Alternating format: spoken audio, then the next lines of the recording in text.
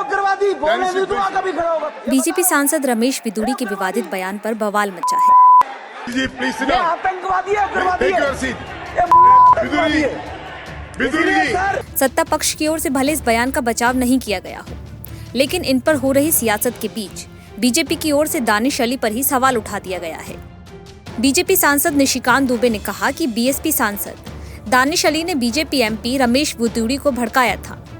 BJP सांसद निशिकांत दुबे के इस दावे के बाद एक बार फिर बीजेपी विपक्ष के निशाने पर आ गई है। टीएमसी सांसद महुआ मोइत्रा ने निशिकांत दुबे के बयान को कोट करते हुए तीखा तंज कसा। महुआ मोइत्रा ने तंज कसते हुए लिखा, अपनी सुपर डिग्री की तरह इनके पास सुपरसोनिक सुनने की क्षमता है। रमेश बिदूड़ी के विवादित बयान पर हंसे हर्षवर्धन का बचाव ये है कि वो सुन नहीं सकते। रमेश बिदूड़ी उनके सामने ऑन माइक के सामने विवादित बोले, लेकिन सुपरमैन ने दानिश अली की बात सुनी जिनका माइक ऑफ था। निशिकांत दुबे को पूरे सदन की ओर से parliamentary Superman of the year पुरस्कार दिया जाना चाहिए। दरअसल महुआ मोइत्रा निशिकांत दुबे के जिस बयान को कोट कर तंज कस रही थी, आपको वो बयान भी सुना देते हैं। मैं खुद वहां मौजूद था और बार बार दानिश अली प्रधानमंत्री जी को नीच कह रहे थे। और यदि आप प्रधानमंत्री जी को देश के इतने लोकप्रिय प्रधानमंत्री जी हैं, गरीब का बेटा हो गया तो आप उसको नीच कह दोगे।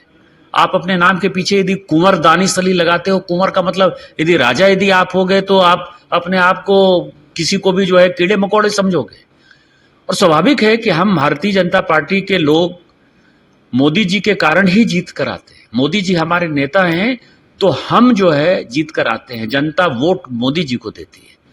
और कोई स्पीकर यदि बोल रहा है उसको बार बार प्रोवोक कर रहे हो, रमेश बिदूड़ी जी को प्रोवोक किया और उसमें भी आप प्रधानमंत्री जी को इस तरह से डेरोगेटरी रिमार्क्स के साथ प्रोवोक करोगे तो स्वाभाविक है कि वो प्रतिक्रिया होगी।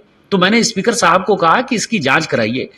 21 सितंबर को नई संसद में विशेष सत्र का चौथा दिन था। लोकसभा में चर्चा का विषय चंद्रयान 3 मिशन की सफलता था। वक्त था रात के 10:52 का। स्पीकर के आसन पर उस वक्त केरल से कांग्रेस के सांसद के सुरेश बैठे थे। तभी 57 साल के दक्षिणी दिल्ली के सांसद रमेश बिदूड़ी चंद्रयान की सफलता पर बोलना शुरू करते हैं। फिर रमेश बिदूड़ी मर्यादा की कक्षा में भटक गए। लोकतंत्र के मंदिर में वो बसपा सांसद दानिश अली के लिए आपत्तिजनक भाषा का इस्तेमाल करने लगे। आपको बता दें कि रमेश बिदूड़ी ने 1 मिनट तक लगातार 11 गालियां दी थी।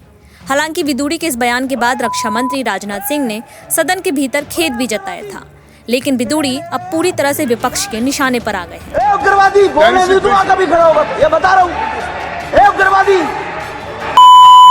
ये आतंकवादी है, उग्रवादी है।